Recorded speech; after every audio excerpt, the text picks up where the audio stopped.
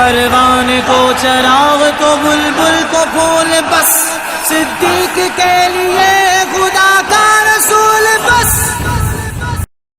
نحمدہ ونصلی علی رسولہ الکریم، اما بعد فاعوذ باللہ من الشیطان الرجیم، بسم اللہ الرحمن الرحیم۔ ثانی اثنین اذ ہما فی الغار اذ یقول لصاحبہ لا تحزن ان اللہ معنا، صدق اللہ مولانا العظیم۔ واجب الاحترام ناظرین کرام، السلام علیکم ورحمۃ اللہ وبرکاتہ۔ آج کا ہمارا عنوان ہجرت آن حضرت صلی اللہ علیہ وسلم ہے۔ جیسا کہ آپ جانتے ہیں کہ نبی اکرم صلی اللہ علیہ وسلم نے اعلان نبوت کے 13ویں سال سفر میں مکہ سے مدینہ کی جانب ہجرت فرمائی۔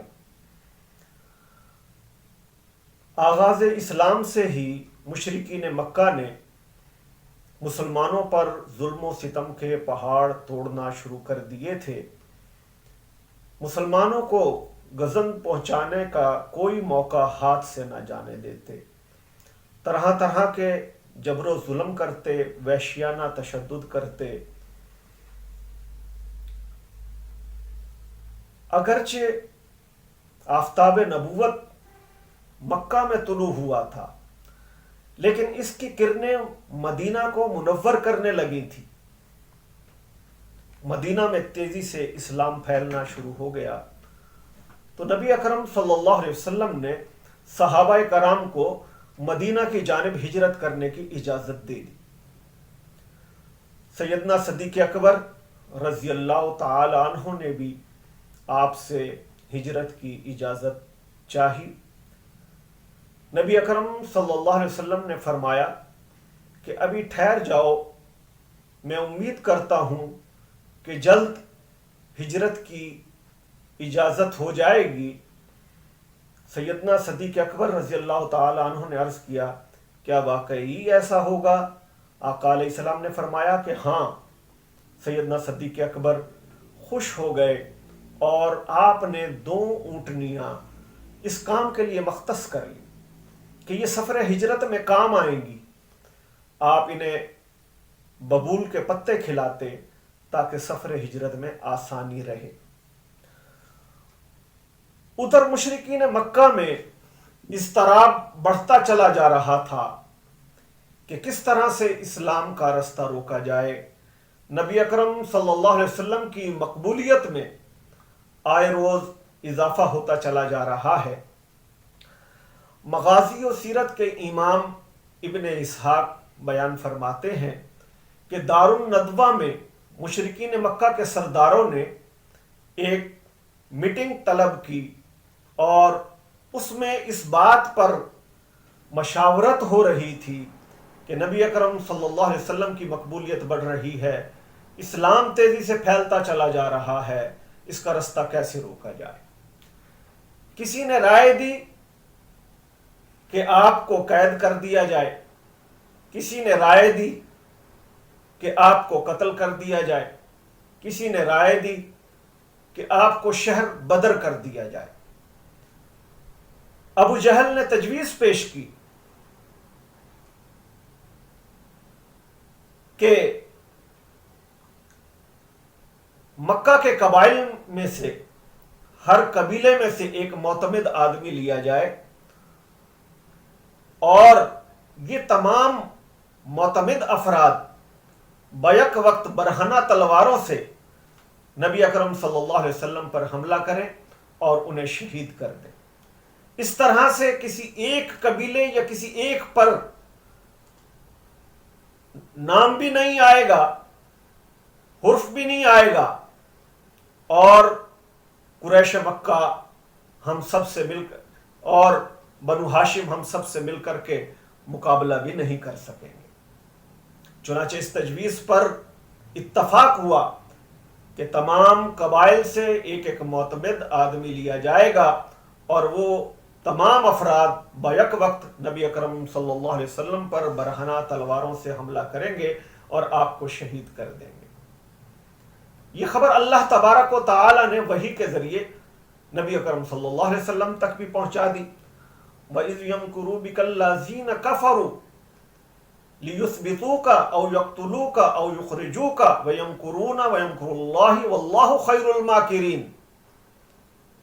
مشرکین آپ کے بارے میں خفیہ تدبیریں کر رہے تھے کہ آپ کو قید کر دیا جائے، آپ کو قتل کر دیا جائے یا آپ کو شہر بدر کر دیا جائے.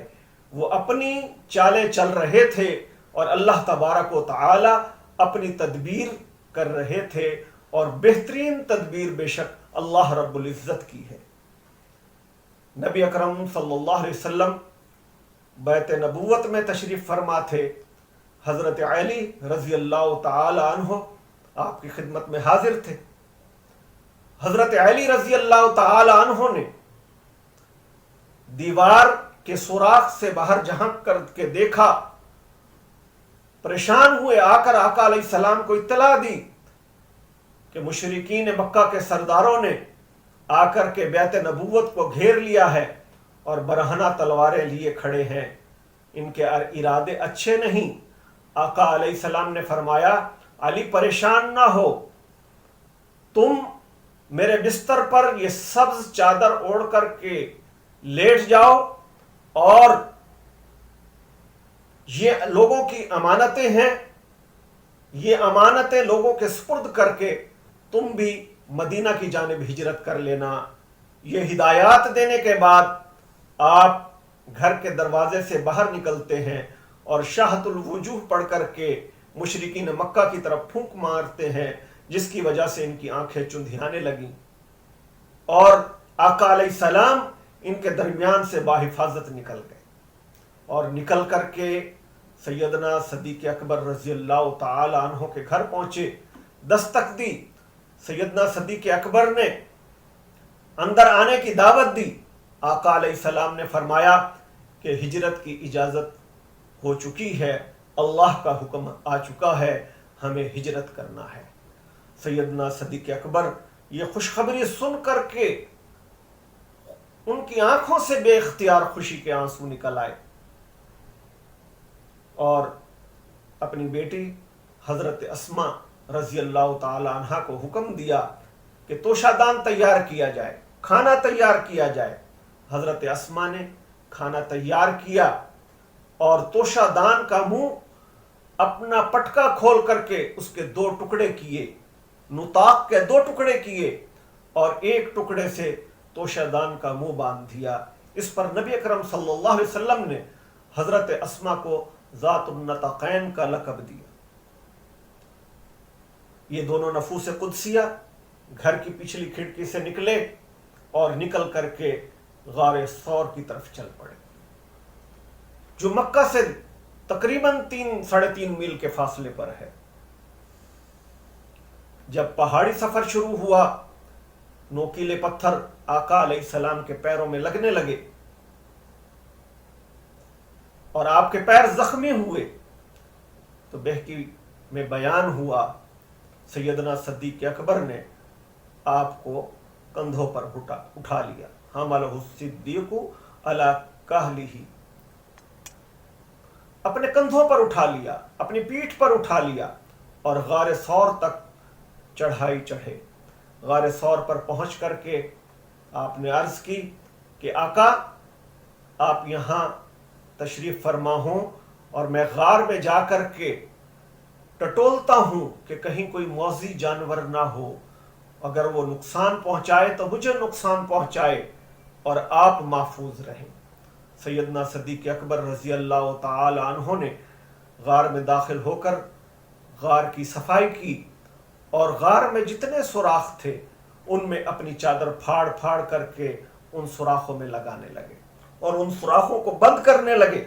آخر کو 2 سوراخ بچ گئے، تو سیدنا صدیق اکبر رضی اللہ تعالی عنہ نے ان دونوں سوراخوں کے سامنے اپنے پیر لگا دیے اور آقا علیہ السلام سے درخواست کی کہ آپ تشریف لے آئیے. آقا علیہ السلام غار ثور میں داخل ہوئے اور سیدنا صدیق اکبر رضی اللہ تعالی عنہ کی گود میں سر رکھ کر کے آرام فرمانے لگے. ایک سوراخ جس پر سیدنا صدیق اکبر کا پیر تھا، اس میں سے ایک سانپ نکلا اور اس سانپ نے سیدنا صدیق اکبر کے پاؤں پر ڈس لیا، لیکن سیدنا صدیق اکبر حرکت نہیں کرتے کہ کہیں نبی اکرم صلی اللہ علیہ وسلم کے آرام میں خلل نہ آئے، لیکن شدت تکلیف سے سیدنا صدیق اکبر کے آنسو نکل پڑے جو آقا علیہ السلام کے چہرے اطہر پر گرے۔ آقا علیہ السلام نے پوچھا کہ ابو بکر کیا ہوا؟ آقا علیہ السلام جاگ گئے، پوچھا ابو بکر کیا ہوا؟ ابو بکر جواب دیتے ہیں کہ آقا کسی سانپ نے میرے پیر میں ڈس لیا ہے۔ آقا علیہ السلام نے اپنا لعاب دہن سیدنا صدیق اکبر کی ایڑی پر لگایا، جس سے تکلیف بھی جاتی رہی، زخم بھی جاتا رہا۔ صبح آقا علیہ السلام بیدار ہوئے، سیدنا صدیق اکبر سے پوچھا کہ ابو بکر تمہاری چادر کہاں ہے؟ سیدنا صدیق اکبر نے رات کی کاروائی بتلائی کہ سوراخوں کو بند کرنے کے لیے میں نے اپنی چادر کو پھاڑ پھاڑ کر کے ان سوراخوں میں لگا دیا۔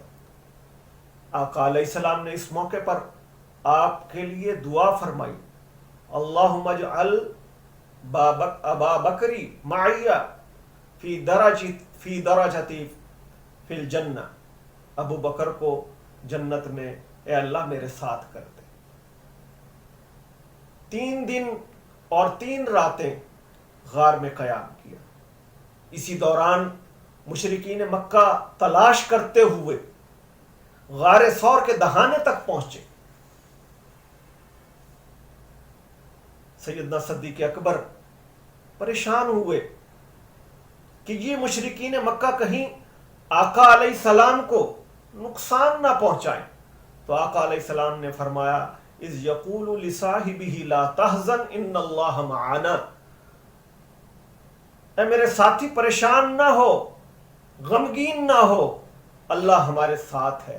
اور اللہ تبارک و تعالی نے ان الفاظوں کو قرآن کریم میں محفوظ کر دیا، لا تحزن ان اللہ معنا، غمگین نہ ہو ابو بکر، اللہ ہمارے ساتھ ہے۔ ابو بکر کو اپنی جان کا خوف نہیں تھا، آقا علیہ السلام کا غم تھا کہ کہیں انہیں تکلیف نہ پہنچے۔ اور اگر ابو بکر خوف زدہ ہوتے تو قرآن لا تخف کا لفظ استعمال کرتا کہ خوف نہ کھائیے، یہاں لفظ لا تحزن ہے کہ غمگین مت ہوئیے، ابو بکر غمگین مت ہوئیے، اللہ ہمارے ساتھ ہے۔ اللہ تبارک و تعالی نے مدد فرمائی اور یہ مشرکین ناکام ہو کر کے واپس چلے گئے۔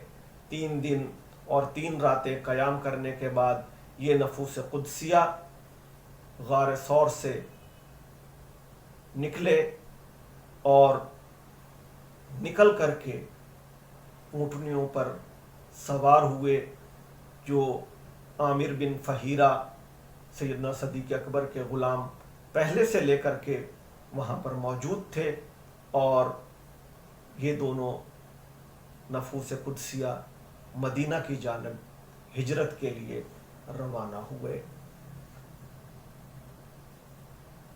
ہجرت مدینہ کی یہ داستان بہت سے عقدوں کو کھول دیتی ہے کہ سیدنا صدیق اکبر رضی اللہ تعالی عنہ اور نبی اکرم صلی اللہ علیہ وسلم کے درمیان کس قدر مودت، محبت اور ایک دوسرے پر اعتماد تھا کہ نبی اکرم صلی اللہ علیہ وسلم نے ہجرت کے اہم موقع پر بھی سیدنا صدیق اکبر رضی اللہ تعالی عنہ کو اپنے ساتھ لیا۔ انہی معروضات کے ساتھ اجازت چاہوں گا، وما علینا الا البلاغ۔